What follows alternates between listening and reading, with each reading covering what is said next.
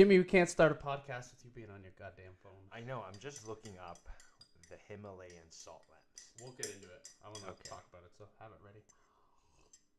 Well, everyone, or no one, more likely than not, this is the first episode of the podcast that has no name.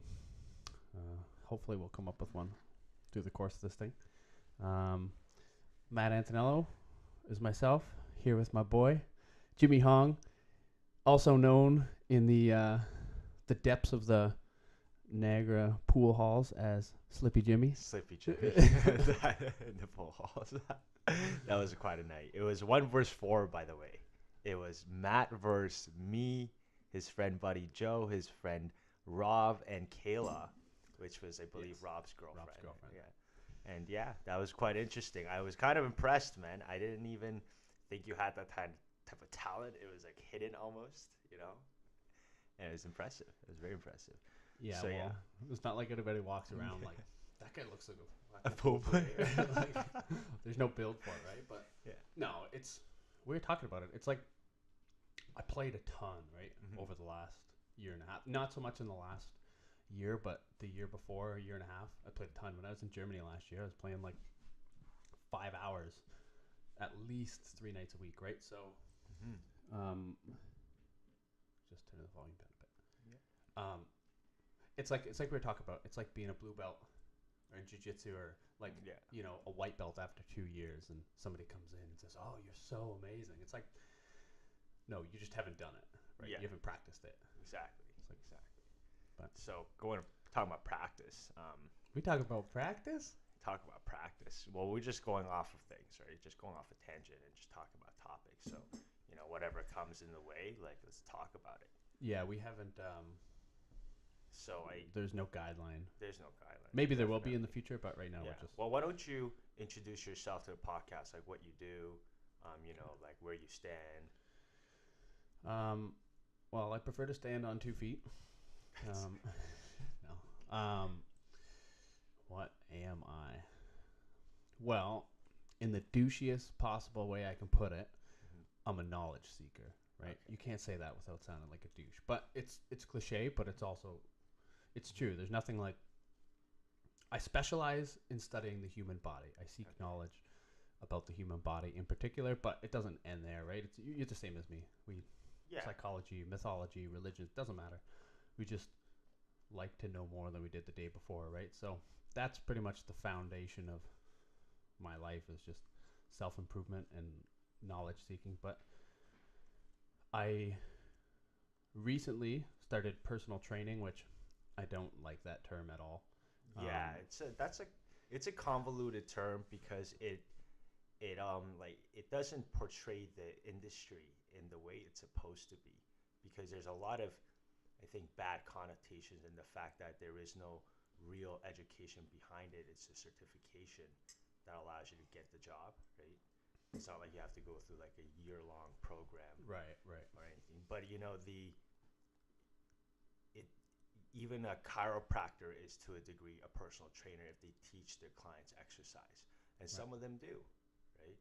And physical therapists, what are they? Is they teach you how to exercise, and so do personal trainers. So they are a way of the health industry to benefit for whoever is hurting. Right? There's no insurance for it yet. Right. And so that's why it obviously doesn't look as professional or as redeemed. You know. Right. You don't need an undergrad for it or anything like that. And also, it implies just But you have a degree. Right. And you're a personal trainer, so like it makes you, and that's what I mean is like not every personal trainer, you know, is an average Joe trainer. Some of them actually hold special knowledge or like a, you know, a path into fitness. Right. Well, I don't are very educated, like, you know, went to a university. And I mean, I'm a kinesiology undergrad. Now I don't hold any special knowledge, but it's very important for the basics. There's a lot of background in terms of biology and physiology and a little bit of neuroscience we learn, but not really. But just you get a more global understanding of the body rather than just personal training. Is just kind of focused towards do 10 reps of these 3 times, and this is hypertrophy or whatever the the scheme you might use is right. Like I don't even remember them. I remember them vaguely, but it's I don't know. I consider myself more of movement teacher. Mm-hmm. I don't know, Yeah, something in that yes. realm. I don't know what title It's I want to give myself yet, I think, but it's I- definitely not a personal trainer. I think people like ourselves, because I also like to think of myself as a movement teacher. Right. You know, teaching others how to feel and be aware of their movements and how to transfer that to their everyday lives so that they can have a benefit and a quality of life improvement. Yeah. Right? That's what it's all about. That's what our job is, and that's how Yeah. we contribute to society, and that's how we are useful. To the T. Right. That's how I explain it to my my clients. Yeah. Like I tell them, says a couple of them have had trainers before. Yeah.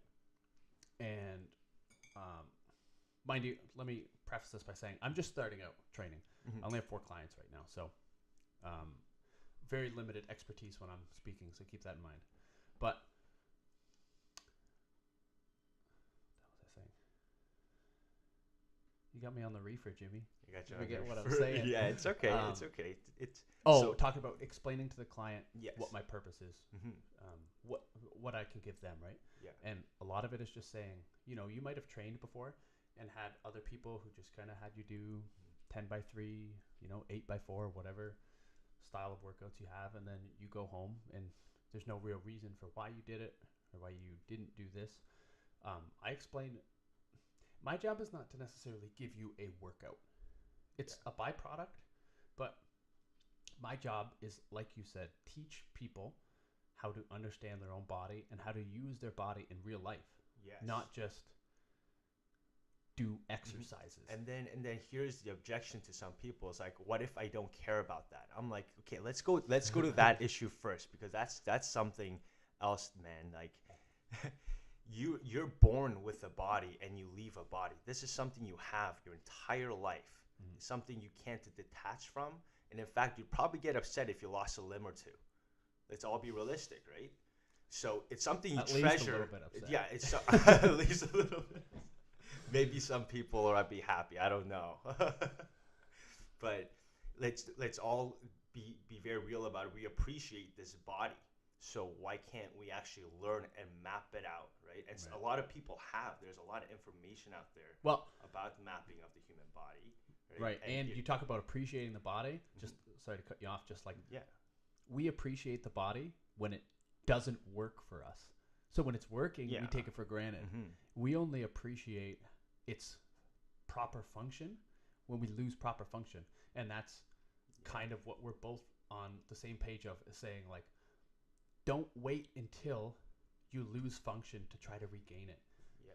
Learn to use your body so that you can maintain function throughout your entire life. Yes, and And that's all. Don't take it for granted.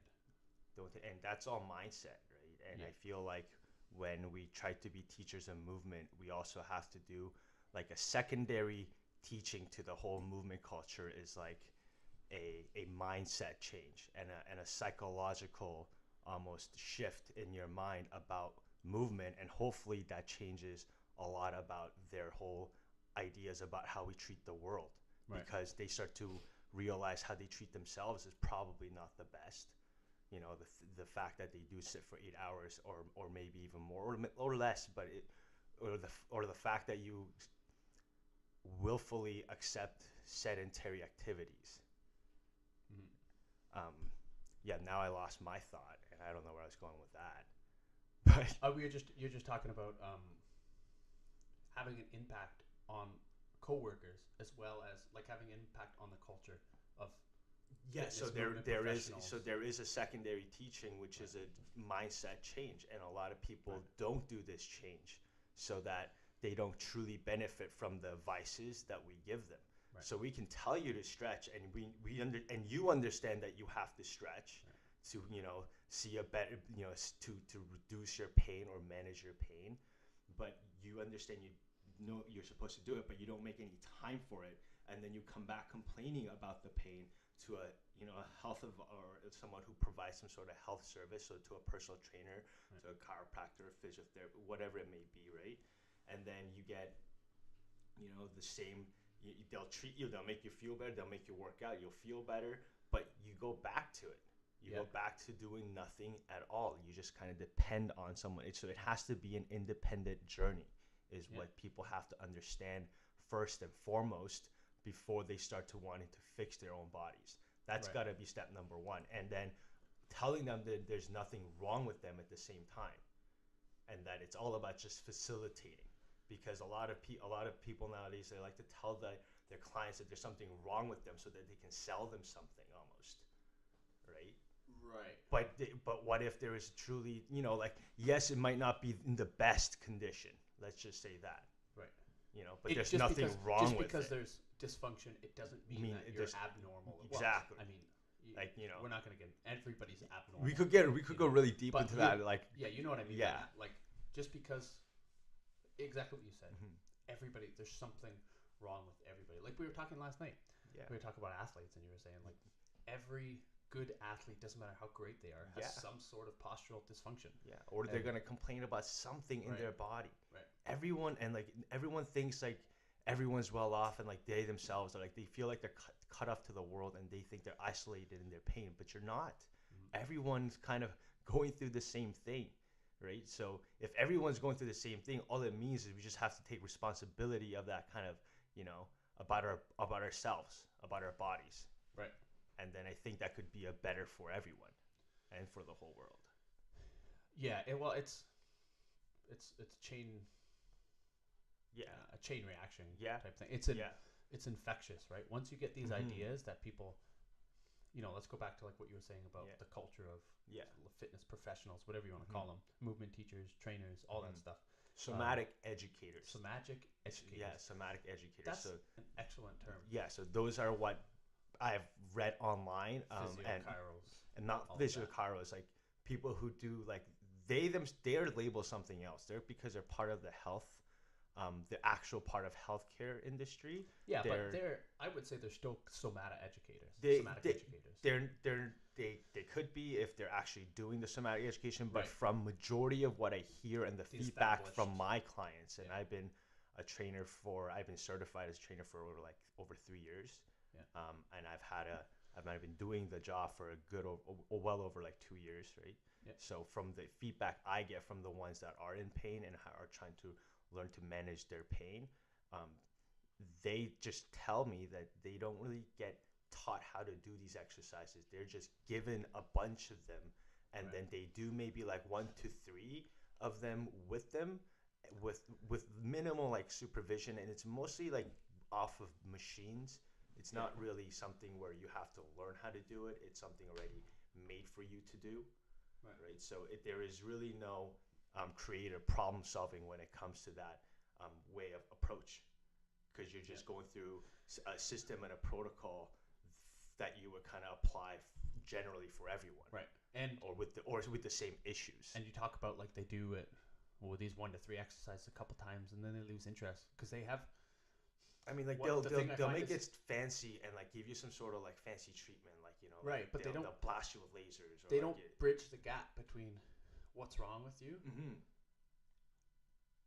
the whatever protocol they're giving you, and why it's important to do that. Like, so And I was telling you about my favorite clients right now, right? These two, this older couple, right? They're from China, Yeah. and when I started, they had 6 sessions left, Mm-hmm. and they're moving back to China. They come here during the winter because it's too hot, or Okay. they come here in the summer, sorry, because Okay. it's too hot in China, Yeah. and they go back for the winter. And they're fairly active, I would say, for their age. Like, the man comes in, and he's got nice upright posture. You can tell he's got confidence, and he uses his body well. Things are aligned. He doesn't have a lot of valgus or varus or rounded shoulders. Or he's not perfect. Mhm. There's things to be worked on. Like he doesn't have very good anterior pelvic tilt. He can't go very far. Okay. So it's hard for him to go down into deep squats and things like Okay. that, and get a good hip hinge position as you go down. But the point is that I started with them, Mhm. and I'm just teaching basic posture, just teaching them how to stand, how to use their TVAs for intra-abdominal pressure, Mhm. activate their glutes to aid in that, expanding the rib cage, setting the shoulders properly, and just basic stuff. I taught them how to hip hinge. Yes. So picking things up Yeah. with keeping your spine straight, simple. How to stand to sit down Yeah. without rounding your back, putting your hands on your knees, pushing yourself up with your anterior shoulder region versus leaning forward with a straight spine, coming onto your heels, and doing a proper hip hinge squat kind of mix to stand up, right? Yeah. So they just the first 30-minute session, right? Because we do 30-minute sessions, which I don't particularly like, but I'm helping the best I can with that time. Yeah. So for now, it's manageable. But after the first session, we were talking at the end, and they were. I've never seen somebody so appreciative of such little information before. Because for me, it seems like little. It seems like so insignificant, but they're talking. It doesn't seem insignificant, but it seems small. And they're telling me like, no, you actually gave us something that we can hold on to. This isn't just numbers in a book that we open up every time we go to the gym. They could take it home and use it in their life. And the lady has, lumbar pain. Okay. So these things, standing posture, hip hinge, getting from sitting to standing, controlling the pelvis through movement it's the whole. These are the things that have long-term effects in things like lower back pain. So done well. Exactly. What do they trumps a lot of things in my opinion. Yeah. What do they say for jiu-jitsu? Or just a master. What is it? The most advanced student is the one who masters the basics, or something like that. Like the most advanced is mastery of the basics. Yes, it is. It always comes from you have to, like, everything roots from the basics. That's why, right? You have a root understanding of the basic, and that's where advancement comes from. And if your basic is so refined and skilled, your obviously advanced technique or an advanced school of thought of that version is obviously going to be improved. But back to like your giving people learning how to breathe and that thing, and why they found this so useful. It's also like I also come to find that the most important knowledge is the one that's like least shared, or least known, at least by most people. So the simple things like breathing, which is one of the most important things you could potentially do in your life, because you're doing it every moment, when you're alive. Yeah. So it's with you whether you like it or not, and it might be a good idea to learn how to do. Yeah, unless you got sleep apnea. You stop every once in a while, unless you got certain pathological conditions that prevent you from that. But it's important thing. It's a really important thing, and it's very simple and very overlooked. But you can refine breathing to a degree where it's a mastery. And if you can breathe like under a hostile condition, in a situation where you're getting, like for you, getting choked out, and you can still breathe calm. Bro, I don't get choked out. But you know what? But understand what I mean, right? Like that's mastery of breathing. Something so simple, but you can take it to a very far level. Like like, can you keep calm breath when you're having an open brain surgery? And if you're a neurosurgeon, that's what it would come down to at certain times, right? Yeah. Can you keep your breathing under control when you're playing millions of dollars for poker? Can you? It all comes down. It comes all down to those like moments where it really matters. Can you keep your breathing under control? Can you control your breathing when you're about to start your first podcast and you're nervous as shit about it? It's like that too. Like right now, was I controlling my breathing when I was talking into the mic like really intensely? No, I was losing my breath there. I was going like I was letting I was getting the moment. Yeah, I was letting my getting the moment get to me, right? So breathing, it's always so important, and that's a really important tip you gave them. And that's the first thing I do, like when I wake up in the morning, right? It's like I can feel like my breathing muscles are like glued tight. So it's the first thing you want to do is just start ventilating really your body. Intercostals and the fascia. Mine's like my mid back. Everyone's got their own thing, right? Everyone's got their own thing. Some people it's their low back. Some people it's like their neck. Some people it's their. You know what I heard recently? I didn't verify this, but one of the podcasts I was listening to, I can't remember who it was. They were saying there's an association between upper chest breathing, using mouth breathing and your neck muscles to breathe, and anxiety, which I've been playing around with because I get like crazy anxiety sometimes, and it makes a huge difference when I start to like think like, oh, maybe I'm a little anxious right now. I focus on diaphragmatic breathing and opening up the lower parts of my rib cage, allowing my rib cage to expand laterally, and it makes a huge difference all of a sudden. And I focus on relaxing the muscles of my neck because I've got the classic terrible posture, head forward. So all my sternocleidomastoids, my scalenes, and everything, they're all really tight, and it makes a huge difference relaxing your neck and your face. Yeah, that's one of the cues I give most when I'm training. Is telling people to relax their face. Yeah. Because people don't know how to properly stabilize their core and stabilize from the rib cage. So when you're lifting, you try to get tension from anywhere. You notice they're overexerting certain things, right? Like the overdoing themselves. And I've noticed that too. That ties back into what we were talking about right from the beginning, is that there's a difference between just going through, here's some exercises, take them home and do them, and really teaching people why things are important about what they do. Teach it.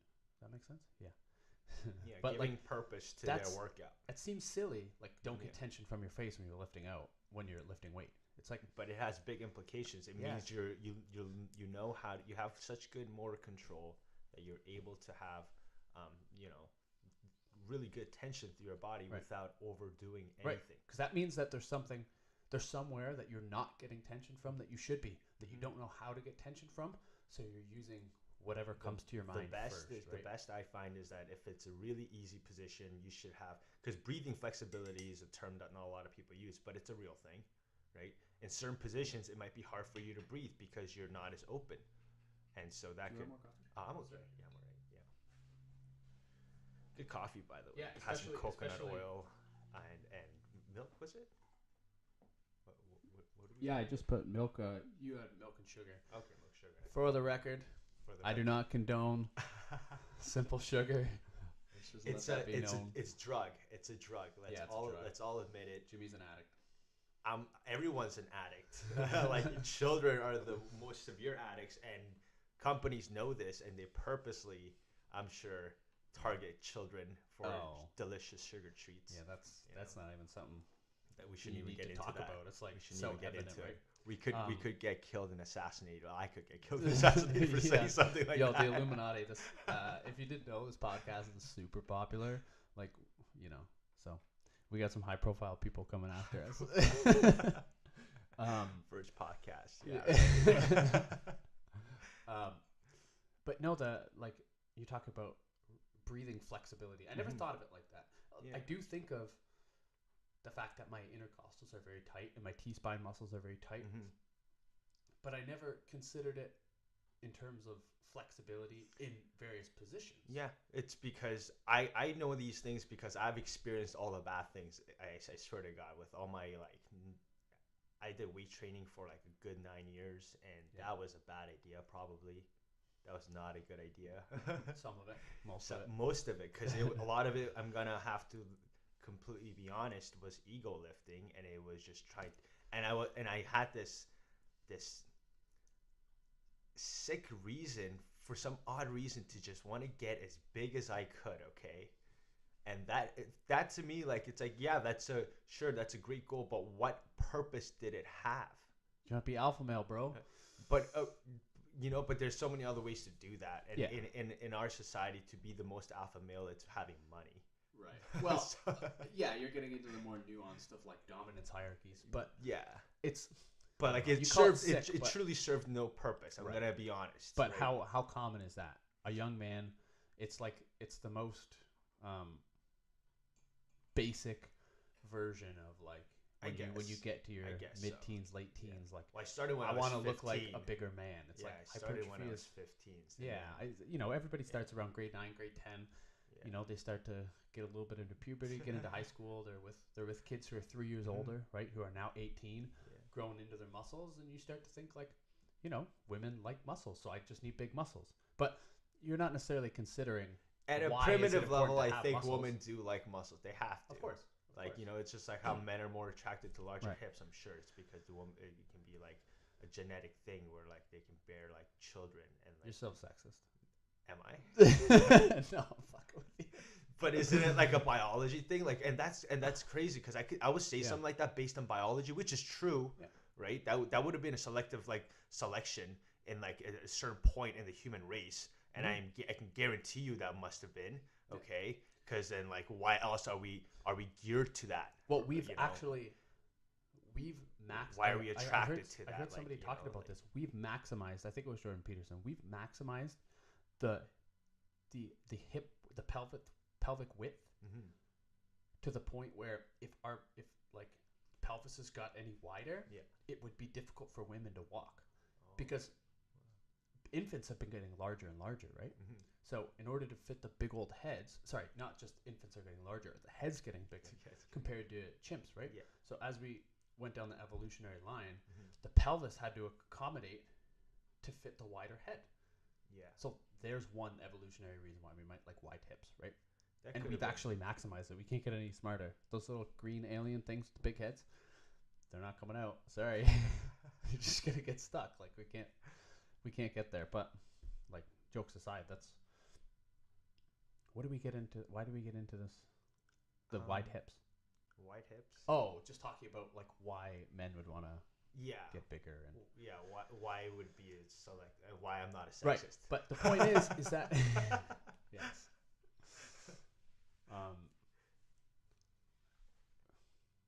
Men want to get bigger because women like big muscles. But the reason women have adapted to be attracted to large muscles is because large muscles meant you were functional, you were doing things, right? They but don't I think it's different now. Necessarily like that you can do. Yeah. You can bench press 400 pounds for 8 reps. Like that's not why they like the way they look because they're supposed to be representative of functionality of somebody who can actually do things. But the problem is when you have these big muscle heads who, they look great, but they can't run for 100 meters without being out of breath because all their fascia's too tight. They don't know how to rotate their thoracic spine. Like, all these things. Like, it's got to the point where the bodybuilding side of it, great. If that's your thing and you're competing, like, I don't have anything against that, right? Yeah. It's just when people confuse having really big muscles as being healthy. Yes, it's not necessarily the case. That's the majority understanding from people who have no understanding in actual physical fitness or any sort of, like, even people who do physical fitness related stuff still believe that, which is like absolutely not true. Like, looks have nothing to do with your performance, mind you. Like sometimes like the best performance in the world, like, and athletes do look great. Sure, like that could be some sort of, like, you could probably build some sort of causal relationship, but it's not indefinitely true. It can't be because I've seen people who look nowhere as good perform and do some crazy movements and some like body weight exercises, and like like you wouldn't think they'd be able to do that. Yeah, and they can, and like that just goes to show you, like, if true function is in the mind, and it's the way you use and utilize your neural connections. So basically your understanding and depth of knowledge as a person is what makes you a better as a mind-body unit. It's not like when you say like your knowledge, you're not just talking about your conscious thought to be able to do things, like how you've trained the knowledge, your body to use the inputs you've given it. So and movement is a language, like, so let's just say bodybuilding is the alphabet, and then being able to do like compound movement is now being able to create words out of the alphabets, and then taking compound movements and then blending it into an explosive athletic movement into a lateral plane, and then having a your transverse plane also being challenged at the same time. Now is making like sentences out of those words. So when you're stuck in the bodybuilding phase, you're just learning you're still learning how to read and write the alphabet. Right? Because how many bicep curls can you do before it becomes so familiar enough that it's no longer a learning part? How many pull-ups, bench presses, and squats can you do before you've gone over the learning aspect, and now it's just a movement that like it's the back of your hand, right? Well, that's why hypertrophy works, right? You're doing movements that you're not stressing the neurological system enough, so your body says, well, we've already learned this movement, let's add more muscle, rather than change the complexity of the movement so that your body says, well, let's not worry about building more because we still don't know how to do it, so let's learn some new patterns how to do it.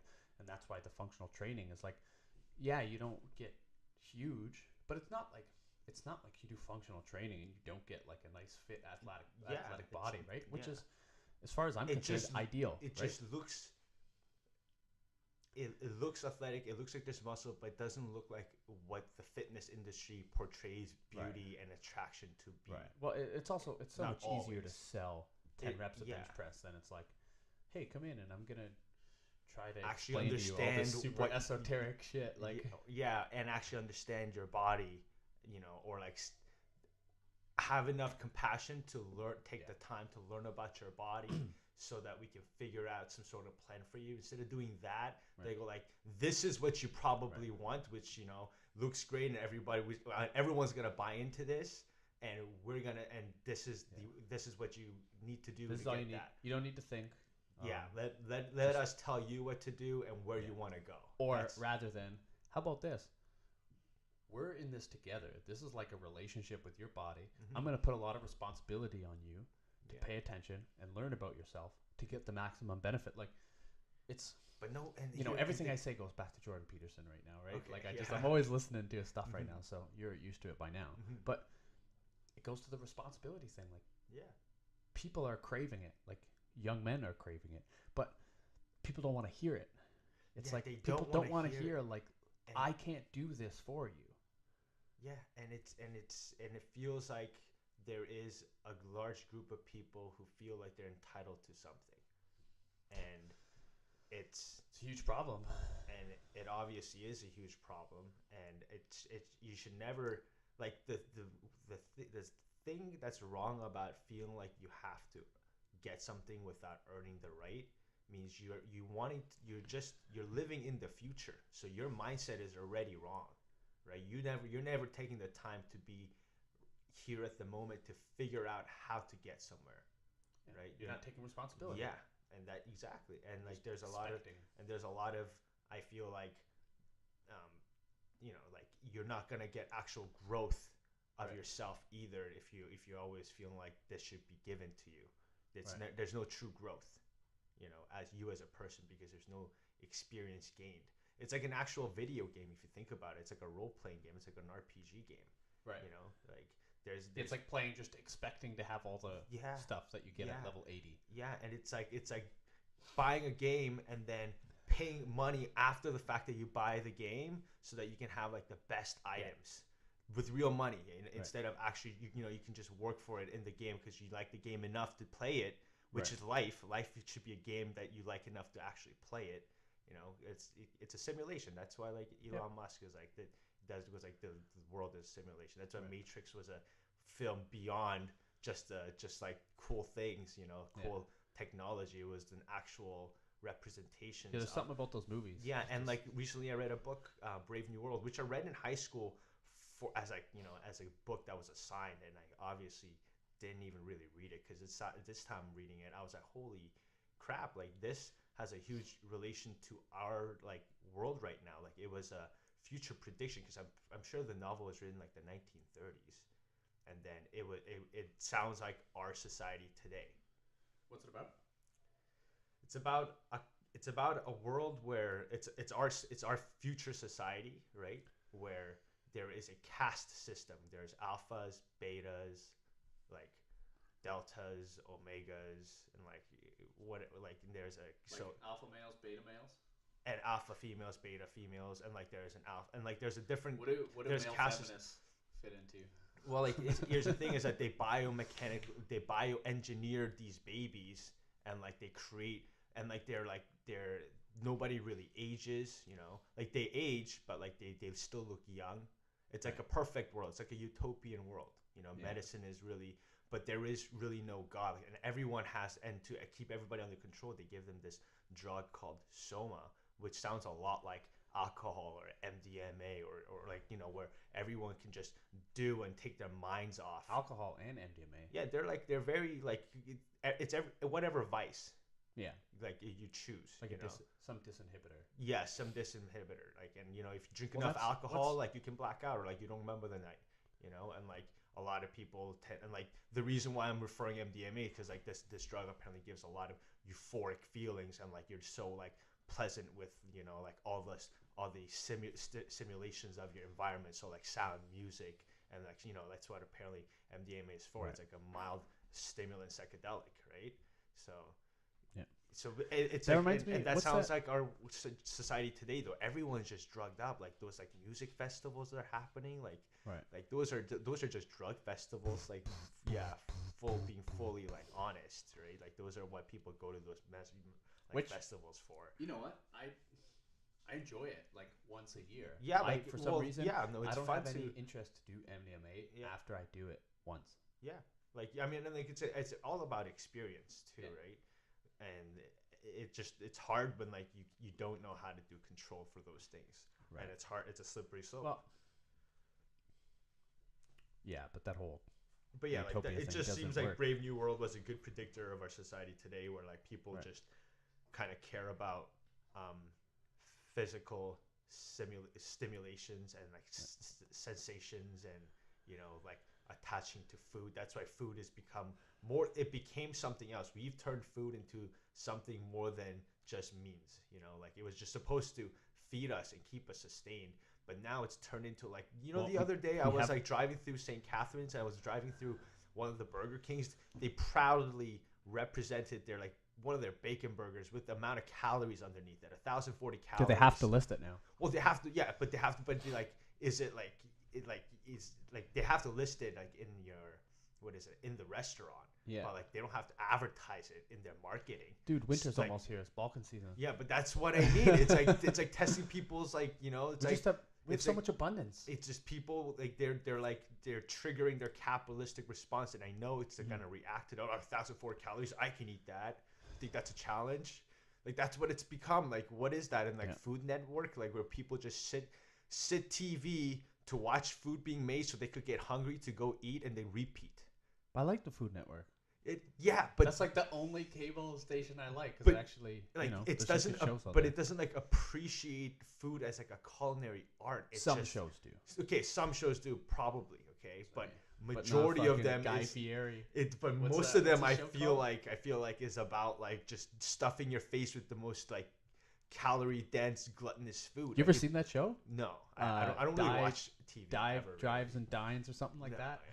This guy Guy Fieri, he's got this 40-year-old dyke haircut. He's got this blonde spiked hair, and he just goes around to all these little small mom and pop shops throughout the States and Canada. He's done a couple places in Canada, and they're all just like huge pulled pork burgers or like the Nice. most gluttonous type foods Yeah. you could possibly think of. they- Sandwiches this high, burritos, like super authentic burritos or I'm not whatever gonna it lie, might it be. tastes Poutines great. or It tastes great. Oh, it's and amazing.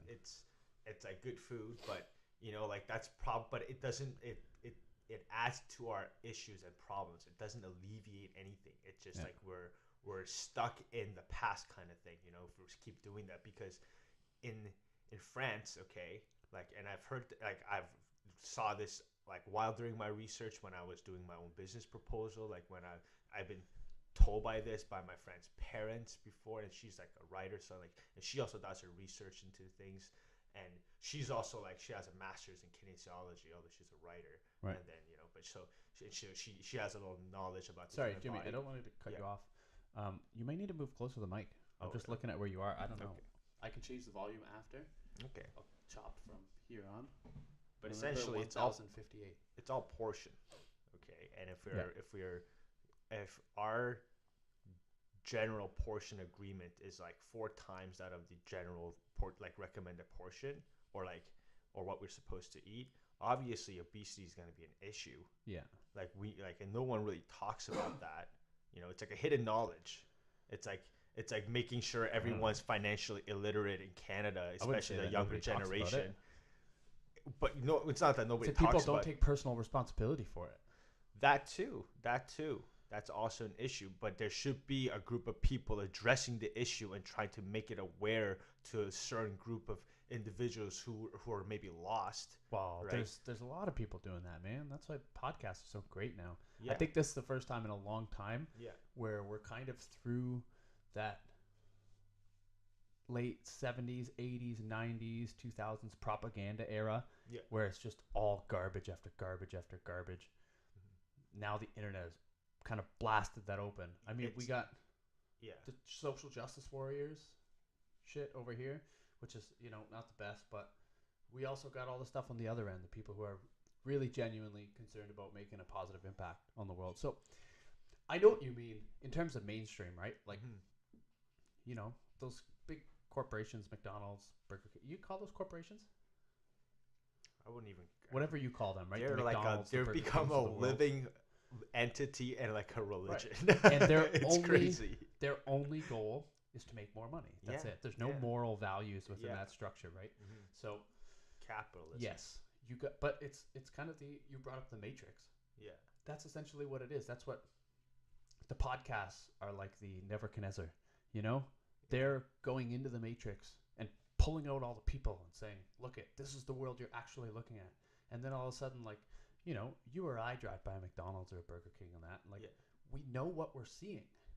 Yeah. Like, I don't want to be talking like, "Oh, we're so enlightened, bro." It's like, no, it's but we understand that the processed foods that you're gonna eat is what's gonna, like, you know, cause some sort of reaction in your body. But other people know that too. Yes. I'm talking specifically about, like, you look at that billboard, you're not just saying, "Oh, a burger." You're like, you're seeing the layers to it. Like, somebody placed this here because they zoomed in on the picture and made sure all the little fat molecules are glistening in the image. And they probably had a marketing team research about the picture, like, and there was probably 4 or 5 prototypes of that picture to pick which one had the best response to that. If you're not attuned to that, of identifying that and saying, "I know what that is.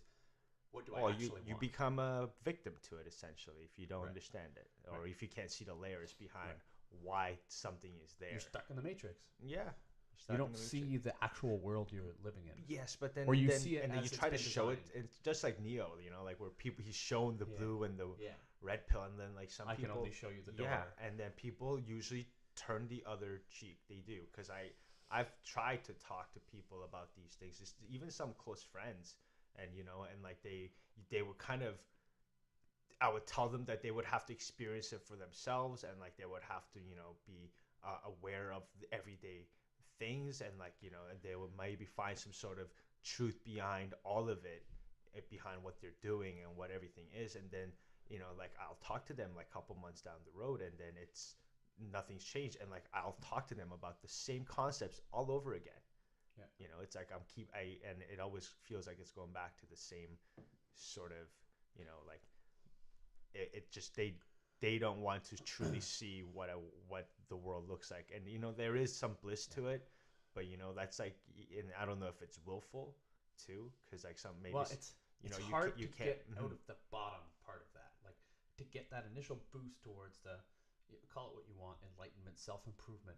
It's like when you're stuck at the bottom, that getting up, it's like it's like when you have a basketball on the ground and you try to dribble it while it's still on the ground. You try to like tap it. You get it a couple things. You get it a couple bounces, and then you get momentum. And all of a sudden, you can bounce it 4 feet. It's like getting those first couple taps on the basketball to get and shows you how much effort it takes, because those couple taps are like numerous taps. Whereas when you get it up like 4 feet, and you're only moving this much. But now you're bouncing 4 feet. You're going so much further with less effort. That's a cool analogy to how that works. When you put your faith into something, let's put it that way, of course it's gonna be always hard. Like, but yeah, you know what? You talk about, like, I have conversations with people too, and it's so difficult to. The world doesn't work in a way where I tell you something that's right, you look at it objectively and say, "That's right. Thanks, Matt." It's because there's so much subjectivity in that. So when you talk to people, everyone's the center of their own universe, right? Right, but people. So like, there's so many confounding factors. So when you tell somebody something, maybe your face and mouth and sounds coming out of it are not the medium that is going to help them make the change. You know, like, just because it's right, it doesn't mean that that's the right key. Yeah, that's the right cue. Maybe it's the right cue. Okay, podcasts work for me, right? Yeah. People could talk to me in person all the time, but it took like hours and hours of podcasts and radio shows to like listen to people who are successful talk and say, like, I didn't just get here, and I didn't just work hard for 1 year. Oh yeah. I'm here because I made a decision to do the best I possibly can to make the right choice, every choice, not just in the big decisions. And that's what's hard to convince people because it's overwhelming at first. You're like, wait, I have to try to do everything in my life right from here to the time I die. It's like, when you say it like that, it's so daunting. But yes, that's the most noble goal you can think of. How about I spend the rest of my life trying to alleviate as much suffering as I can and become Jethro. Let him out. Maybe try. And but yeah, become like the most that you could be, right? It's oh no, he's just gonna lie down. Maybe I need to let Jethro out. No, he might just think he's just gonna lie down there. Just unlock it and then open it. You'll find out if he wants to go out. Well, if we had any commercials, this would be a great time for a commercial break, but nobody knows where we are yet, so yeah. Not that. He's gonna come back in. Yeah, I'll watch for him. But yeah. Yeah, that's like it is so daunting to tell somebody that. Yeah. But and that's one of the things that's so weird about the whole Jordan Peterson movement thing, whatever you want to call it. Like, I don't know what he's doing. Fuck off, dog.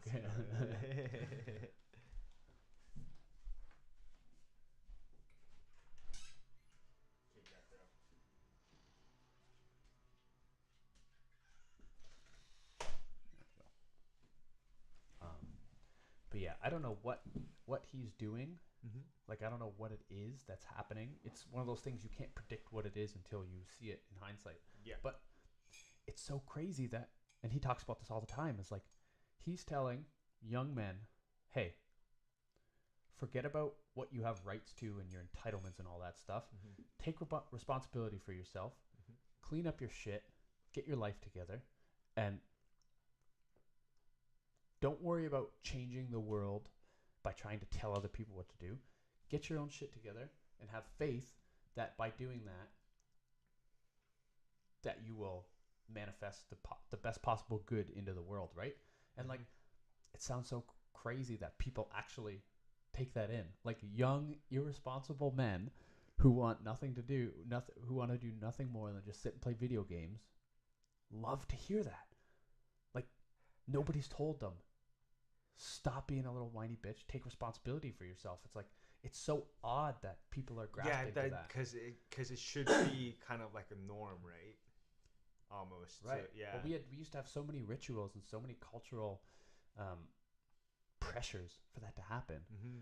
We didn't try to coddle kids and nerf the world. And like, you know, I grew up not spoiled, but I didn't have any super difficult life circumstances where I had to overcome at a young age and learn. Like, I'm going through those now. I'm just learning what this whole taking responsibility thing is, you know? Like, me too, actually, since I'm late to the game. Yeah, but it's not really late to it's never like late. As long as you start, I think that's what's important. And, you know, right. I think anybody can start anytime, anywhere. You know, that's the story of Abram. Yeah, and you're always like, the best thing that you could do for yourself is all like the personal baggage you're holding on to, whether it be something that you lost physically, you know, like maybe it was an action, maybe it's a sum of money, you know, maybe it's something that was important to you, maybe it was like a ring of sentimental value, or maybe something emotional and something that you can't forgive someone or forgive yourself majority of the times about what you did in the past, or like or having that sort of some weird hope that you're gonna make it, you know, in life, and like you're gonna become very successful, but you're not doing anything to get there. So that means you're just living in an illusion. That's right? That's the line from J. Cole song Changes. It's life is all about the evolution. You can dream, but don't neglect the execution. Yeah, it's like that line always sticks with me for that idea. Like, and I think it's learning how to be aware of your thoughts, and not and like, you know, like some people will tell you, but like, don't listen to like your thought. I think what's important is to be open about yourself and listen to what you have to say about everything, but take it with a grain of salt and just take it as just a witness. Just have a discussion about it. You can even have you can have a discussion. Don't take it for face value. Yeah. Ask it. And never be like personal about what you judge and stuff too, because that's what affects you when you judge something and you take it personally. Yeah, it's gonna affect you. Just took it personally. It's probably not even good for you when you judge someone, anyways. So why are you judging to make yourself feel bad? Right.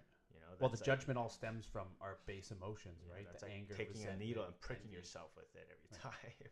Well, that's what people have known this for forever. Yeah. That's what excuse me. That's what the Mesopotamian gods are all about. The Mesopotamians had the mindset of that people were just playthings of the gods, right? That's why all of their gods are the god of anger, the god of happiness, the god of envy. It's all their gods before Marduk was individual emotions, and they were considered the playthings of the gods. So that's what it's, from my understanding, that's what it's discussing. Okay. You can't be too hard on yourself for the base emotions you have. Yeah. But you need to observe them without judgment, learn how to communicate with them, and then you can have a cooperative relationship with them to the point where you get angry. That doesn't mean you need to act on your anger, because you've trained yourself to step back, say, "Hello, angry Matt. How you doing? I've seen you before. Last time you got the upper hand. Let's negotiate here. Like, why? What's this anger based on? Are you actually angry at this person, or is this some shit that came up from earlier in the day when your boss said something to you didn't like, and now you're opening the release valve? Like, that's something learned. It's a learned behavior. It takes a long time.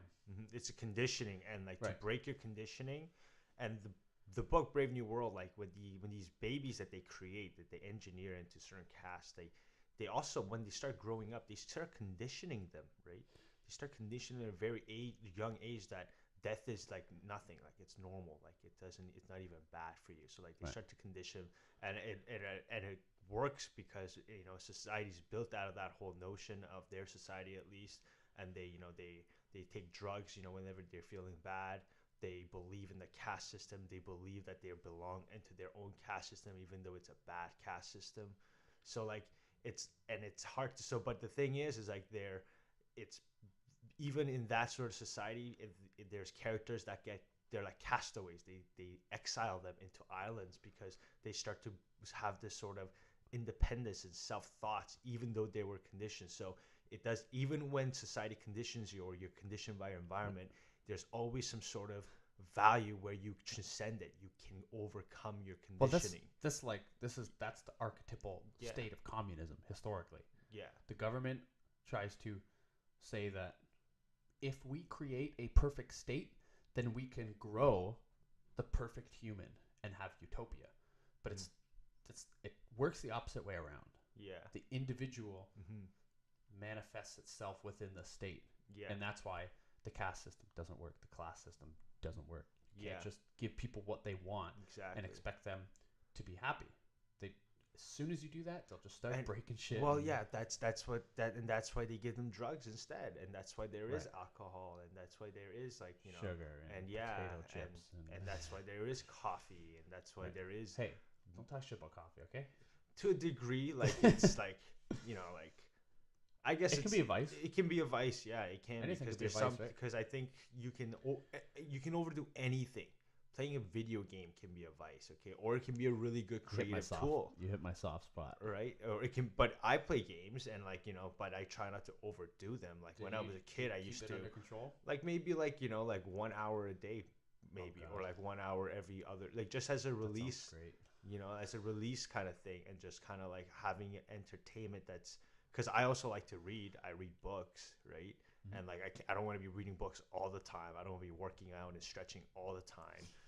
I don't want to, as much as I love doing those activities and they're like my hobbies, I don't want to be, and so I got to find other entertaining things that I can do, right? And like I think when you do play, especially, I'm not saying you to play games like those like tap games on your phone. Like these like the game I play is like a real time strategy. So you play PC or console? a PC, yeah, and then it's like it's you have to take into account of like building an economy and then building a military and then making sure you have enough resources. Yeah, you're explaining this. Yeah, so like it, and then you can start playing strategy within because it's almost like chess, but with the whole village or like a city that you end up building, and then like whatever enemies that you face, you have to either strategize or have some sort of upper hand unit or like a something. So like you have to be thinking as you're doing. Yeah, there's value. There's amazing value in that. Yeah, and even first person shooters. Yeah, they've done studies on kids where they learn faster after playing. Yeah, reaction time is better. Yeah, well, it helps. I used to play so much. I can't remember what it helps with. I don't know if it's executive function, but I think it has to do with reaction time, isn't it? Yeah, reaction time and like fast problem solving. Like your ability to take in a lot of information at the same time and chop it up into different whatever segments, figure out what's relevant, what's not relevant, and make decisions right away. Yeah. So when you're learning, right, not everything somebody says to you is important. Should you take it? Yeah. So I think that might be the mechanism. Is like you get better at taking in information and segmenting what is important, what you got to keep, what you got to store in files, what you got to just throw in the trash. It's like maybe I think that might be the mechanism. I don't know. We learned about the studies in school. Could explain why I got smarter after elementary school. I used to be a dummy, man. I used to get like D's and C's all throughout elementary school, and then I used to play a lot of Counter-Strike growing up, and then all of a sudden grade like 7 and 8 I started getting like A's, and then I think I got like an award like graduating grade 8 for like geography and history. Participation award. No, for the highest mark. Imagine you get a ribbon. So yeah, like maybe it does. Maybe it does help you. Pick up I know they've done studies on it. Yeah. So I just don't. But there are benefits to like everything, and everything can be a vice, right? Mm-hmm. Like I think with alcohol, like alcohol, I think could actually have medicinal benefits. Yeah. I think some alcohol, like especially because like alcohol is distilled from each different plant, so they have different properties depending on what type of alcohol. Yeah, they have a lot of phytonutrients and things like that. Yeah, and you can. I think cognac. If you take one shot, you can actually cognac. Yeah, sorry, cognac. If you take it, I was told this by one of my clients. He used to. I don't even know if it was his family member or like if it was a very close friend, but he used to have diabetes and he used to take a shot of cognac and it would regulate his blood sugar levels, apparently. Really? Yeah, so there's probably not enough. I need to see some science. Yeah, there needs to be obviously some science, but like he would, but maybe because alcohol still is sugar. Right. So maybe like, and for depending on that person, maybe the way it broke down or like. I don't know if cognac is though. Like, because I looked into it when I went keto because I drink scotch. Okay. And whiskey's got like a negligible amount of sugar because the sugars convert into alcohol esters, right? The sugars break down into alcohol. Okay. So, a lot of straight liquors don't actually have sugar in them anymore. This is my understanding. I could be completely wrong about this, but because I looked it up and there's almost no sugar in scotch.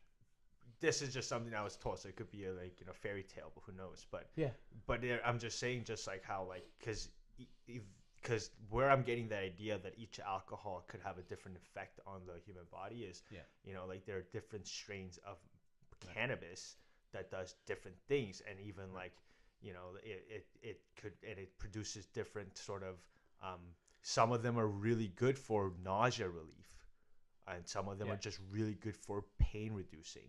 Some of them are really good for creativity. Right? Some of them are really good for just going straight to the devil's asshole and wanting to kill yourself. Yeah, or some of them are really good for sleep, right? Yeah. And so with alcohol, some of them might actually produce some sort of like, I think I don't know which, maybe it was whiskey or scotch, I don't know, but it was apparently like one of them where it produced, or maybe rum, I'm not sure. One of the hard liquors apparently it was like a tall tale though. My friend's like, yeah, like it produces more like that's why when you drink this one or this straight liquor, like you get more rage, or you're more bound to be angry. Really? Yeah, like something like that. So I'm like, I wouldn't be surprised, like, or like that's why everyone goes like, oh, if you want to get wild, drink tequila. Maybe it has some sort of like like disinhibitory effect where like you're like that's the Latinos. that's It's the just hanging around Latinos. But has somebody tested that, like the I don't know, but emotional effects of they different they alcohols, should or- they should because I think because they're not all like vodka. What does it come from? Potatoes? Some vodkas do. And like you can make alcohol out of anything, all right? So, but like if you can, because it's got to be just fermented and distilled, right? Like, so if you can just do that process on any sort of like plant or vegetable, in a sense, you get alcohol, and they can't all be the same sort of alcohol that has the same effect. Wines from grapes, exactly. Beers, barley. I think agave is tequila. Yeah, so like that's tequila, some. One of the white alcohols. Yeah, and like I think in Mexico, I think that's called mezcal or something, and like, but yeah, like they're just and like or absinthe, like it's supposed to have some like hallucinatory like effect with the alcohol, right? Like so, like that's what I mean. Like different alcohol it's not all just getting drunk. It's like you're drunk, but there's a different drunk to each drunk. It would be like it would be like weeds, because weeds have these terpenes in them, right? Okay. Which that's what gives this different effects, whether it makes you sleepy or anxious or all that stuff. But it'd be like alcohols has the same alcohol percentage, right? So it'd be like having different strands of weed with the same THC level, but having different terpenes. So maybe there's a terpene equivalent in alcohol that we just haven't studied, because I've never heard anything about it. Yeah, I haven't either. But I'm like, I never thought. But I'm like, why would that surprise? That wouldn't be something that's like whoa, that's like crazy. It's just like that could make a lot of sense. You know, it could, like different alcohol could probably produce different sort of like effect on the body, and some of them could actually probably have some sort of medicinal benefit. Actually, well, who knows? There's 100% difference between drinking a hard liquor, and like having a glass of wine. Yeah, like, but like how great is a glass of wine after a long stressful day, right? Yeah, exactly. Whereas maybe a shot of whiskey helps. Maybe it's your thing. Yeah. But for me, like maybe an hour and a half before bed, like you have a glass of wine, you just fall right into your bed and just like melt. Yeah, so I find that wine actually makes you more drowsy too. Yeah. Right? So like that's what I mean. You never drink red wine before you go out. Exactly, right? Exactly. So that's what I mean. I'm like, like I feel like some alcohols, depending on what it was made from, might have pronounced different effects of being drunk. Right. Some of it could be sleepy drunk. Some of it could be like funny drunk. Some of it could be like, you're a wild drunk, or like some of it could be like an angry drunk. Yeah, I'd love to. Like, so, I'm gonna look that up. Yeah, so like, and if that's the case, like there could be some medicinal benefits to alcohol, only based on that, only having that implication because of that tall tale of that story one of my clients told me about regulating your blood sugar levels after taking a shot of cognac. Like, and he said the guy took his own he checked his own blood sugars before and after it regulated it. So I'm like, okay, if that's the case, like, and if they, if the science community know about this, and like health and health, then alcohol could be so much more than just getting your ass drunk. Well, does alcohol like interact with insulin or insulin sensitivity or anything like that? I have no idea how that works, but like, who knows? That's what I'm going to is like, maybe depending on what kind of alcohol it was made from, or like what kind of plant, or what kind of main ingredient it was used. What if it was distilled and fermented, and it could be a medicinal it could be a treatment, or some sort of like, not a cure, but something that helped, like treatment. Yeah, a treatment. It could become something to help people out with diabetes. Yeah. Potentially. Yeah, I'm gonna look into that. Right, that could be something cool, like taking out what we already, and that's true progress. It's not taking alcohol and making more brands of alcohol. It's understanding what alcohol does to its actual degree, and maybe there's some benefits, and that's crazy how. And you know why they're not doing that?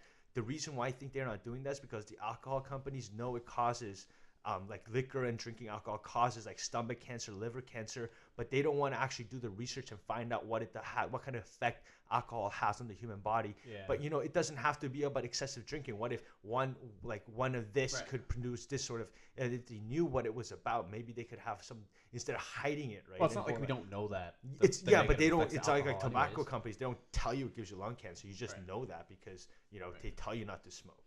Yeah. But, and I heard recently, like, people are actually looking into nicotine Yeah.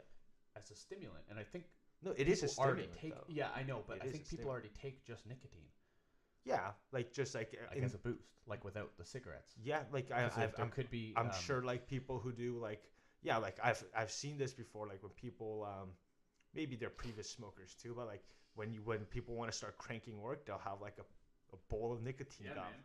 and then they just chew on the nicotine gum as they do their work. Yeah. Just to get that That's boost. why a lot of writers smoke. They have to smoke Yeah. before they write. Mm. I used to. I used to dip a lot, chew tobacco, Oh yeah, and man, that gives you a a great good rush. Yeah, good head buzz. I used to dip while playing video games, and I Oh, used yeah. to just be like super zoned in.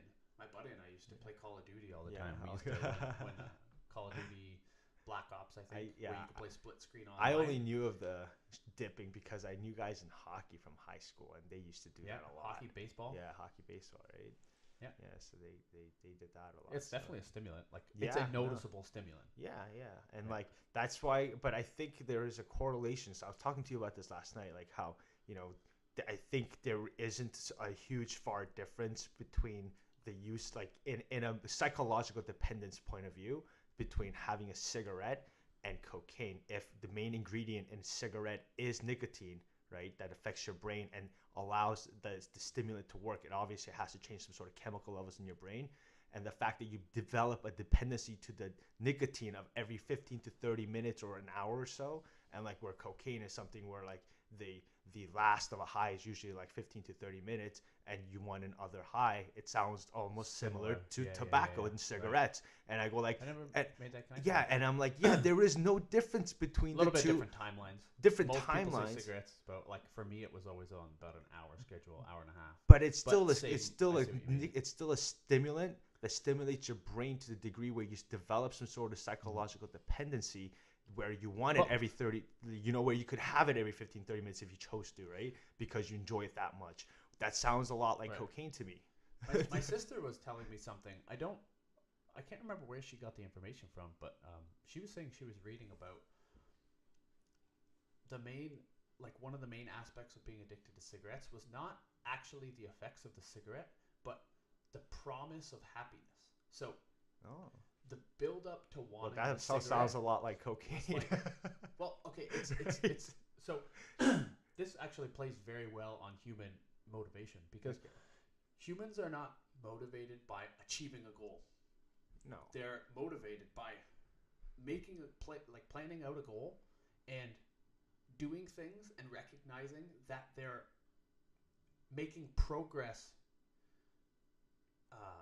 on the way to achieving a goal. Okay. So it's not precisely achieving the goal. Yeah, it's recognizing progress. It's the way there. It's the process. I feel like I feel that way because when I finish a goal, I go, okay, now what? But you just get depressed. I feel really good when I'm making my way to the goal. Right. Exactly. So, so it's kind of synonymous with that. It's like you're not actually the amount of times that I used to smoke, to be smoking a cigarette, and be like, why am I doing this? Like, I'm not getting anything right now, but 10 minutes before you know you're about to have a cigarette, you're like, the anxiety builds. You get like, your mouth, you start to salivate. You start to like move your fingers, and you're getting hooked on the promise of happening, the building up to like, I'm about to get there. I'm about to have it. And then it's just like, okay, normal smoking. And then, half hour goes by, you don't think of it. And then all of a sudden you're like, that thing comes on your head and you're like, oh, I'm going to have a cigarette. Sounds a lot like serious drug addiction dependency. What is?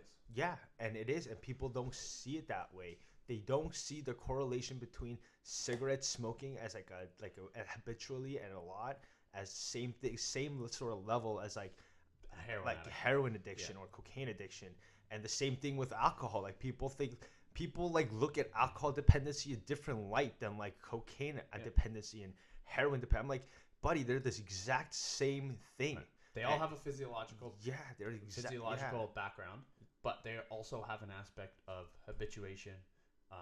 Conscious choice, but just because it varies from individual to individual. Some people are heavier in the physiological, and it's harder for them to quit. But they have similar components. Yeah, and like when Like what people, you're saying. yeah, so like Excuse me. it's not about, Phlegmy throat. it's not, you don't judge a man by what he puts in his mouth. You judge a man by what comes out of his mouth, right? And nothing in a You better homosexual clarify way. this. You know, like I'm talking about like it doesn't matter about your vices, not about smoking and drink. It's about like what you say and how you almost like compose yourself to the world. Like that's what really matters, right? Yeah. So like it doesn't come down to, like, because people go like, oh, like, you know, like, because just because something is branded as illegal based from your government doesn't make so the legal part is actually still just as better. Yeah, right? or like It could be even founded on any sort of scientific. So moral, like a lot of people background. have this like sort of like negative outlook and judgment on like marijuana because cannabis is just because it's so It's taboo. It's yeah, outlawed. like not even just taboo, like they classified it in the same scheduled drug as like methamphetamine and heroin. Yeah. So yeah, like the general public thinks it's Cocaine schedule too, though. yeah, but But it's weed, that's the yeah, but the shit they outta here. exactly, but it's nothing like that, right? Like actually, there's more medicinal benefits to like cannabis than there is for your like average painkiller. You know, there probably is. There's medical benefits to marijuana. Dude, don't you know that this is the crazy grass that makes the blacks and Spanish Yeah, men and like rape how your white daughters? Yeah, exactly. Don't you know that's how like that's how the cartel started? That's what they call it, marijuana. Which is actually just the That was name the- of some like weed, Mexican weed or something like that. Oh, really? Yeah, like the, But the name is cannabis. Yeah, the name Marijuana is Like, just I a think- wild weed, I think. Do you in think they Mexico made or it up something just like to like They just made a name. They to, just to politically started like the have propaganda thing. yeah, right. Well, That's you what, know, that's what I thought. you Or know that's what I was the told. story actually. of the guy who had the cotton mills or whatever you call them, and he Will something Randolph Hearst or something. William Randolph Hearst, I think his name is, and he had cotton factories, whatever you call them, and people were starting to make hemp. They had a machine that they started to make hemp with, but he didn't want to switch over his factory to hemp, so he made this political scheme to make hemp illegal. But he didn't at the time. They didn't realize that hemp was cannabis. Like they didn't even mean to outlaw the whole plant. It was an accident. And then I think it's the Nixon administration that made the what's it called, Reefer Madness, where they made that those that crazy movie about all the crazy ads, people yeah. and said that they against this they one of the things that I've heard was that it was against the civil rights movement, where they couldn't find a way to legally target like the ethnic groups during the civil rights movement, so they wanted to find a way to attack them, so they demonized marijuana, so-called marijuana, because that's what all the blacks and Spanish people were like. So silly. Yeah, but like I don't. It's all propaganda. It's crazy how like I feel like we sometimes live in like the dark ages, only because, you know, like in the 1930s, like they knew prohibition didn't work. Yeah, they knew that. They must have had studies on that in universities about what kind of like social implications it had and like what kind of things they shouldn't be doing. You know, you don't even need to study on it. You don't. So obvious. So like, if they know war on something doesn't work, why do they continue this war on drugs? Because where they're taking actual people, they're taking people's monies, and then, especially in the States, like the DEA, like they just like they still do those, like, you know, it was back then though. I don't know if it's happening now, but it's taking people's tax monies. And but the thing is they're not they're not promoting this war on drugs to appeal to people who have rational thoughts. They're doing the war on drugs it's propaganda to spew out to middle America, the people who just go to work, come home, watch 20 minutes of cable news, and go to bed, and they hear the war on drugs, and get those hoodlums off the street. And like that's they're not appealing to people like you and I who look at it and say like, it's obviously not working. How long's this war on drugs been around? What effects have you had? Like, because the only numbers I've ever heard were all against the effectiveness of it. Like there's more usage in high schools or whatever it might be. I don't know if that's exactly what I heard. Yeah, but and the research and studies too. Like you don't even know who paid for it, and you never really know about anything.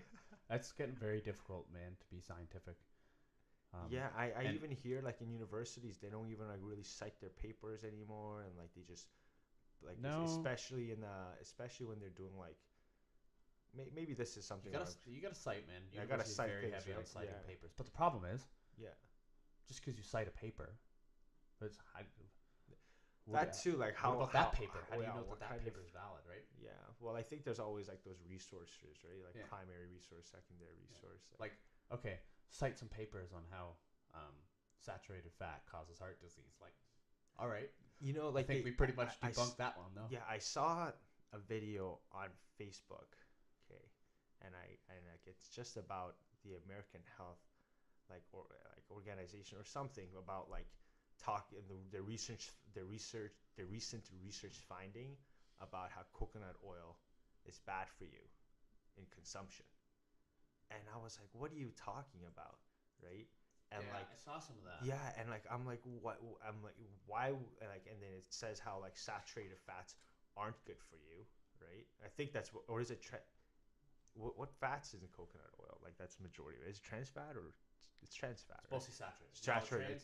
Trans It's fat. saturated. No Okay. bueno. No bueno, right? No bueno. Yeah, more saturated, and then it says how like it's bad for you in consumption, but it's like good for you topically, like or like you know. Yeah, like it's got vitamin E in it, I think. Yeah, or something like that. But I've heard from everything I've learned, the issue with saturated fat is in conjunction with high carbohydrates, because there's something that happens in the liver that I don't understand. I can't remember the mechanism. Yeah. But it leads to high triglycerides in the blood. When you have high levels of sugar and high levels of saturated fat, but saturated fat on its own without a high carb diet, from what I understand, is that the negative effects are negligible. Really? Yeah. Okay. Yeah. Because I think that's because remember just before I drank this cup of coffee, I was like, yeah, coconut oil coffee, like it wasn't really good for me when I first kind of moved to Niagara Falls, and like I was drinking a lot of it, and you know, I'm gonna be honest, I had it with sugar, and maybe that's what really like gave me a beating, and that's why I was like, and maybe I had an adverse reaction because I had enough of those cups for like a month worth, and after that, like when I started to eat normal food that didn't bug me, like an hour after, like the acidity would just be like too much for my stomach. Just eating something simple too, right? Yeah, that's the like, thing. There's so many. That's kind of cool that you've mentioned that, and maybe that has something to do with what I felt, right? Yeah, well, there's so much to do with the synergistic effects of different nutrients in the gut, and how, like, just basic things. So like iron. What is it? If you eat iron with calcium, I think it increases iron absorption, or the other way around. It's vitamin C or calcium. One of them increases iron absorption. One of them decreases it. I can't remember which is which, but like that's physically just them being together. Yeah, but in the stomach. That's how multivitamins don't work. Like they don't even know what they're doing with multivitamins. They just give you. This is capitalism. They give you every vitamin that you want in a vitamin pill, these generic ones. Well, and there's some vitamins that they counteract each other, or like they're like neglect each other. They're not even supposed to be meant to be taken with each other. Right. And they they're tell never you found in food and they tell you it's good for you, and they tell you to use it. You know. And well, this comes out of the. Sorry, I'm just gonna use your bathroom really quick. Yeah. Yeah. So taking a little break. I'm gonna keep the show going. You can keep it going. We have this super specialization where we've tried to put everything under the microscope. And you know what, Jimmy, I'm gonna wait for you.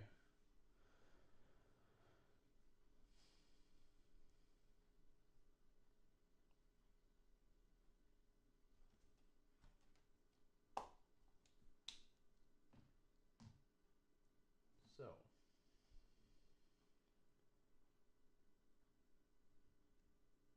I don't know what time we started this thing. We gotta be pretty far.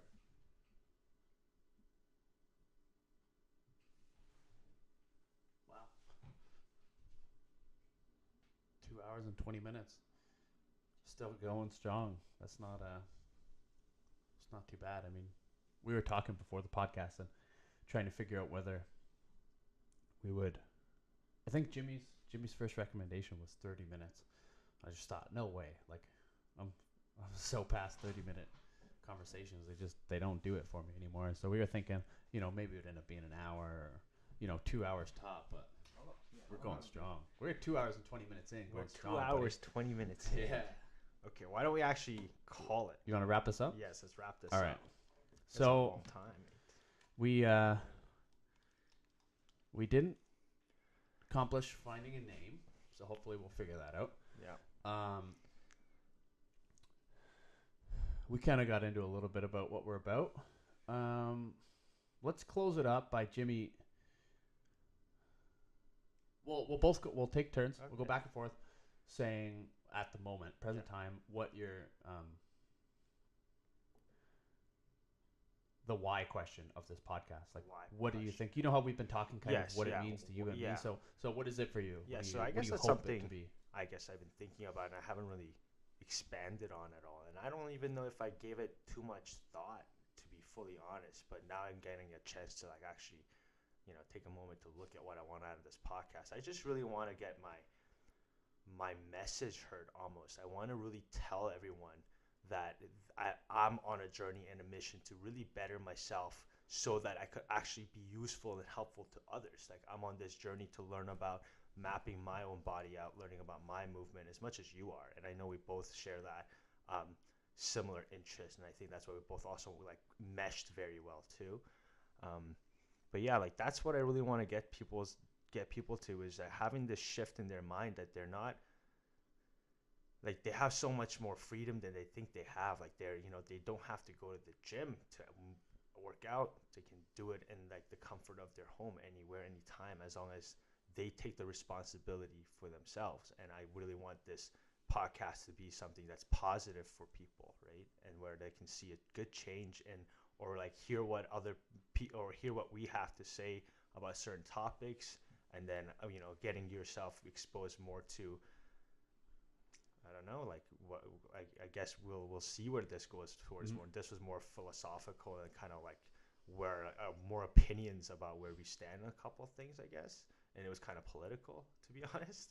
But I also want to start to infiltrate on maybe and we did a breathing too, actually, so that was very good. But yeah, just getting information that's actually useful, and that can be the wealth and information. I think is wealth of information of the right time, of the right timing, is the best wealth you can have, and I want to be able to share that with people. So yeah, that's, I guess, my biggest outcome for the podcast. Awesome. What about you? Yeah, man. I mean, we got, to use another super douchey term, we got similar vibes. We're really right off the bat. As soon as the first time we hung out together, we just what were we? We went walk around the park. Yeah. Around the corner. Yeah. This before I started smoking weed again, but we just went out for a walk and we just jive right away. So for me, a lot of what you said, experience-wise, you're a lot further down the road. So I'm worried a little less about actually telling people what I think. Is not that's not what you were saying. Yeah. I know that, but I'm very much into this to have a designated time to sit down and explore ideas and figure out where my mind actually is, how good my comprehension is of the things that in my head I think I know, but when you try to explain them, they're wonky, they're a little choppy, and you don't really have a good system or a flow to the ideas that you think you do in your head, because your headspace is very, very esoteric. Yeah. You know everything that you know. Mm-hmm. So your ideas don't have to be whole. They can be fragmented, and your subconscious will fill in all the blanks. Yeah. Because you know what you're thinking, right? But some of these ideas, when you get more technical, some of the stuff we're talking about with the body, or whether it be philosophical or political, or when you try to articulate them, they're a little bit more clunky. So yeah, that's one of the reasons. I've told you already, conversation is my favorite pastime. Yeah. I really enjoy it. I'm a very neurotic person. I get run around in my head all the time. Yeah. There's nothing that gets me in the present moment Yeah. like having authentic, genuine conversation with somebody. And this is, as far as I can tell, this is the best way. Just And I think section out a time a day, yeah, time a week, time a month, whatever. We said maybe like it'll be bi-weekly. Yeah. Hopefully get to weekly once we get rolling a little more. But just section it out to say this is the time we're going to sit down, just discuss ideas, what's on our mind.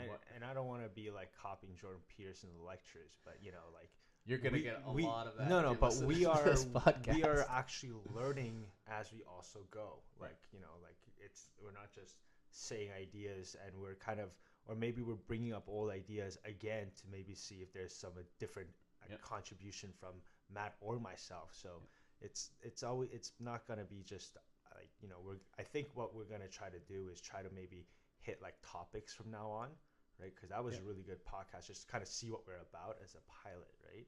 Yeah. But I think we should try to do like a topic, and then try to do exactly what we did. Like pick a topic to talk about and just expand on. At least just start with something. Yeah, but just something that might be like of use to others too. Well, the other thing we were talking about, I mentioned it a few weeks ago to you, is that it's, especially me, where I haven't actually been in the position of giving people information, like actually training people. Yeah. I haven't necessarily had to be. Don't know how to say that sentence. I haven't necessarily had to be accountable for what I say to people, right? Because we're professionals. Whether I just started or I've been doing it for 10 years, you have to. I consider myself somebody who is needs to be responsible for what they're putting out in the world, and I haven't had to do that before. You know, you talk to friends, you can just say bullshit you heard on some podcast and don't have to fact check it. So the idea of having a topic, maybe it's not even a topic, but at least we can make sure we're coming to the table with factually based evidence. Like, you know, today I do try my best to preface statements. Yeah. So when I say something about research or anything I've heard, I'll preface whether or not, like, I've looked at this research, or I think this is what I remember correctly, like leveling it or categorizing it based on how certain I am that I'm right. Because I think a lot of people just get in the habit of talking and assuming everything they know is right, and if it's wrong, worry about it later. So I like the idea of a topic, and maybe that will help. Well, for sure me, I don't know how you are with that, but really discussing things that discussing things with factual basis. Yeah. You know? Yeah. But I think we like to play in between the lines of fact and spirituality and, you know, personal opinion and that. But when it comes to, especially with what we're talking about in terms of health and fitness, like, that's one of the things I like about it. It's very important that I learn personally to be accountable for what I'm talking about, because what we say to people come to us as a well of knowledge to say, listen, I want you to help me, or to teach me how to use the most important thing about my life, which is my own body and mind, because I don't really separate them anymore. But that's a responsibility that needs to be taken seriously. Bring it full circle to what we started talking about with personal trainers, and why I don't like that term is that a lot of people are just personal trainers. They don't accept that responsibility, that something you say now might be something that this person keeps with them for 20 years. And if you are not like basing what you're saying on the best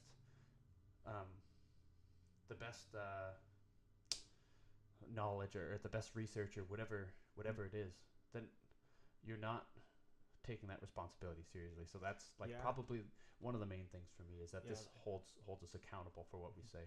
That too, but I have seen in my experience working as a personal trainer, where a lot of personal trainers don't take that responsibility. So for all the personal trainers or any health workers out there, or like anyone who has other people's health in their hands, you have to understand it's far more than just a workout for them. It's far more than just like, making their treatment feel better, that they feel okay for like the next day or two. It's far more than that. It's burning those glutes. Yeah, well, but it's about changing and impacting that person's life.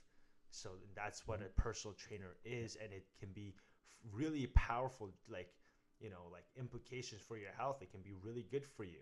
Well, Right? it's not a trivial decision to get a personal trainer. Yeah, like I thought of that really early. Mhm. I was like, at some point, this is, and you would know this. Yeah. It's just going to become a regular day. You go in and you deal with clients, Yeah, but it's not a regular day for them. If you're getting a personal trainer, Yeah. it's not cheap. yeah, You're making a serious decision that you want an outcome, and you're being humble enough to receive help for it. Yeah. So And that goes to with what and you're saying. yeah, You can't everyone take should that for be granted. everyone should be humble too. Like a lot of people like don't want to get a trainer because they don't want to invest money into like a little bit of money into themselves. Like it's crazy. Like they'll spend $40 on a large extra large pizza for Friday night, but they won't spend $40 for a personal training session for 1 hour that could change their lives. Yeah. It's insane to see that. And or like, or just maybe it's people who just don't trust in others enough to see that It's there's some understandable. knowledgeable individuals who might not have titles that are impressive but could really help you out, right? Mhm. And I face that issue, right? Because I never graduated from university. What is it? And I just have certifications to hold my name together. But I started my own business Right. because I had faith in what I did. I understood what my job truly was. So I didn't care enough to be like, I can't start a business because I don't have this or I don't have that or I have an incomplete education.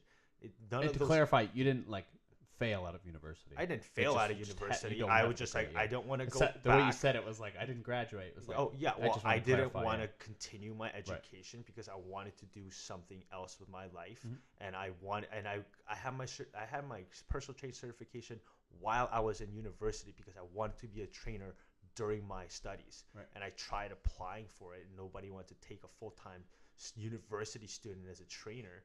Right, so I was like, okay, well, I don't want to do school part-time, and I don't want to do it full-time if I can't get a job as a trainer.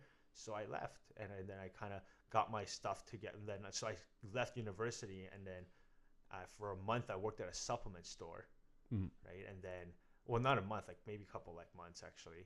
And then I think I worked a month at a Wind Mobile while I was working at a couple like supplement stores. And then You look like a guy who would work yeah, at a and mobile then, store. and then well, now it's called Freedom Mobile, right? Yeah. It's not Wind Mobile America. anymore. Yeah, and then what is it? And then I worked at a Good Life for like for like 2 years, and then I also interned for a chiropractor while I was working at Good Life that I knew from that Good Life that I met at that Good Life. Mhm. So I think what it really shows is if you really believe in what you do and you have faith in it, there are opportunities for you no matter what. Right, like you can't say there is something that's not out there for me, and or like you feel like you feel some sort of lack or some sort of like something missing to help you going. Like there isn't. It's already all planned out and it's there for you. You just have to be so present and aware enough to look for them and find them and chase those opportunities. That's all life. And I don't think out of like, how did a guy who never graduated from a university but was just passionate about exercising and continued his education through certification intern for a chiropractor, right? Obviously there was something in me that he saw, right, where he was like, it's not his education that's important about him, it's something else about him that's kind of beyond his ability to help people. It's not what goes in Jimmy's mouth. It's what comes out of Jimmy's Yeah, mouth. it's not about how much alcohol I drink. It's about the words of wisdom that I can pump out, right? I mean, if I can get really drunk and I can have some thoughtful thoughts and I can put some wisdom out there, that could also be useful, right? Yeah, man. And you know what? Like, you're not 10 years down the road, but you have experience, so you've had the opportunity to gain a little wisdom, right? Yeah. So, And man, and that whole like overcoming fear. We should do something about overcoming fear. Everyone does. God damn, we just did it, man. We kind of just did do it, but we Yeah, should do. I was yeah. nervous as shit doing this. Oh, yeah. Like, to be full disclosure, Yeah. I always knew I would do it, but Mhm. there's kind of a little bit of pressure on it because Yeah. I knew it's something that's very important to me. But Man, Here that's we are. that was motivational as Yeah. shit. So that sounds like a good way to end it. Yeah. Awesome. Yeah, thanks for All right, tuning well, in. thanks for having me here, Matt. And Yeah, man. Well, this might not be our permanent location. We might Yeah. be moving right we now. might be moving But places. Who this knows? setup was pretty good. Nice It was a little great setup. kitchen accent wall. But yeah, man, I like where this is going Yeah. so far. So That was a good little pilot, man. yeah. Perfect. All right, man. And, Fucking great job. and Love you, here bro. we go. Yeah. Okay. Adios. Bye bye.